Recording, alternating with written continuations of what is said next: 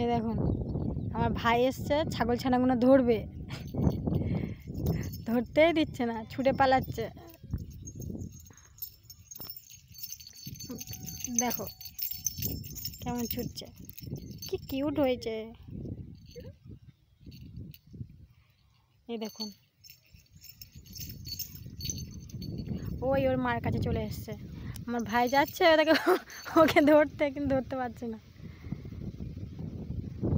ওর মায়ের মাথায় হাত বুলিয়ে দিচ্ছে।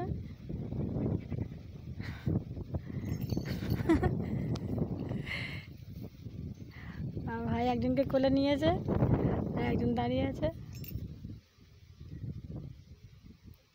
দেখি এবার নিয়ে